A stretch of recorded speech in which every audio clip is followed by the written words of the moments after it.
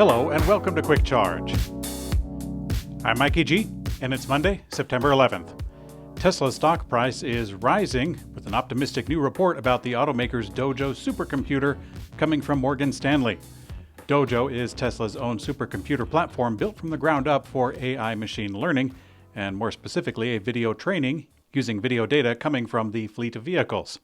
It came online this last summer with plans to ramp up computing power over the next year. The analysts argued that Dojo alone could add about $500 billion in value to the company. As a result, they raised the stock price target from $250 to $400, which alone is a massive change for a firm as large as Morgan Stanley. Tesla's stock was up by as much as 6% in pre-market trading following the release of the note.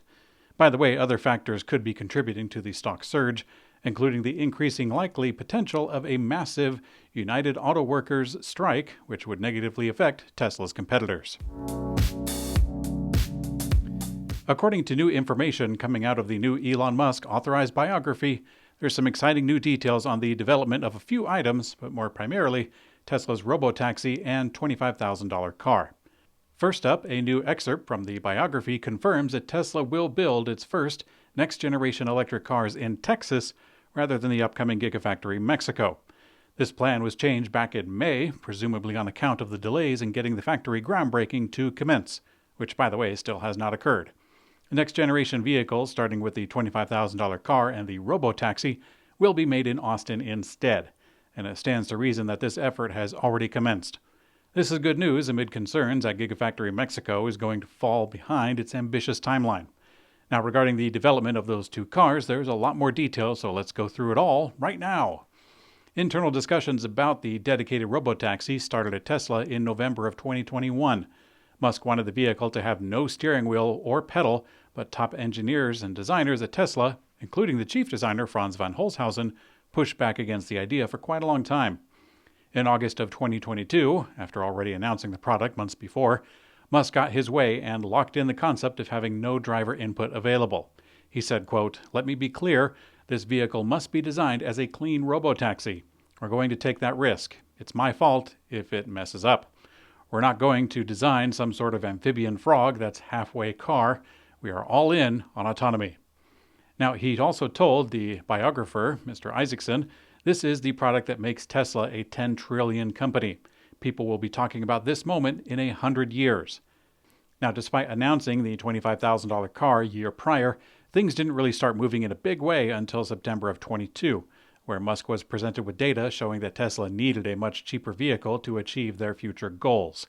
And they moved ahead with a new manufacturing plan that would have both the $25,000 model and the robotaxi produced on the same next-generation assembly line, likely what was unveiled at Tesla's Investor Day in 2023.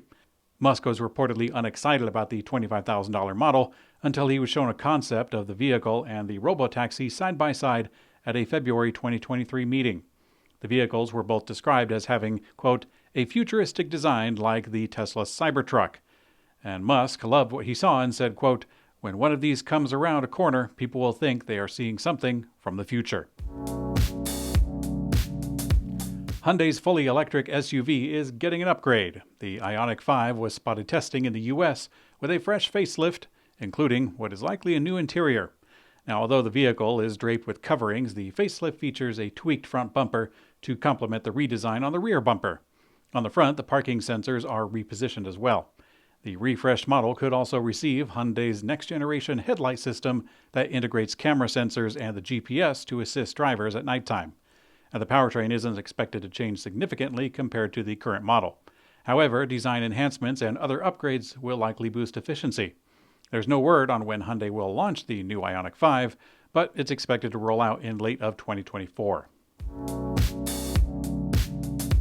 Another Nikola truck has caught on fire at their Phoenix facility.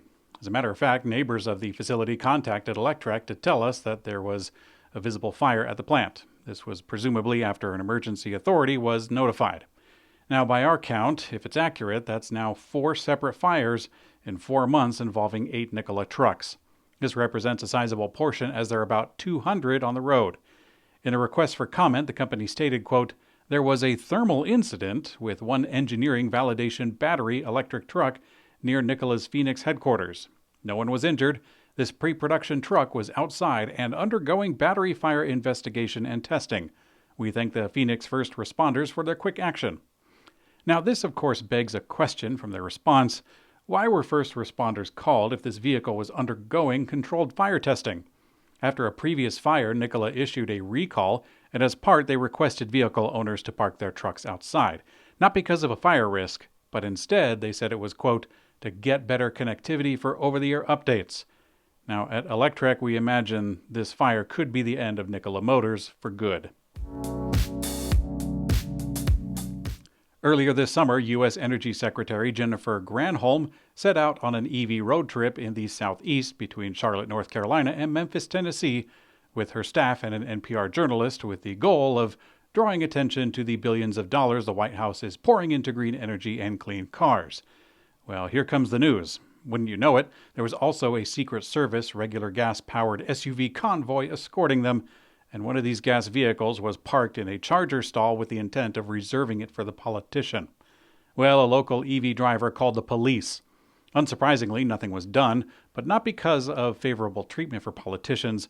Instead, several jurisdictions have adopted legislation that prevents just that, and there are hefty fines that can come with blocking EV stations. However, not in the state of Georgia. BMW Group announced plans to invest about $750 million in a UK facility for its Mini sub-brand. The money will be used to revamp the Oxford plant to support electric Mini production as the brand looks to go 100% electric in the coming years. Mini says the assembly of their upcoming Cooper 3-door and Aceman will begin in China, with exports to commence in early of 2024. From 2026 to 30, electric Mini production will take place beside BMW's brand of combustion models like the 5-door Clubman. In today's community comment found on YouTube, Intellitom TM says, there are 613 commandments given to the Jewish people in the Torah. May you be blessed as you are at 6.13 thousand subscribers. May your success grow. Well, thank you very much, Intellitom. Sounds like an auspicious date for the channel to grow. Hopefully I can amass just as many regular views every day, or better yet, just as much monthly YouTube revenue. That would be nice, but time will tell. Be sure to spread this to all your friends who want to get caught up on the day's electric news without all the gobbledygook. Thanks for watching Quick Charge. I'm Mikey G, and I hope you have a great day.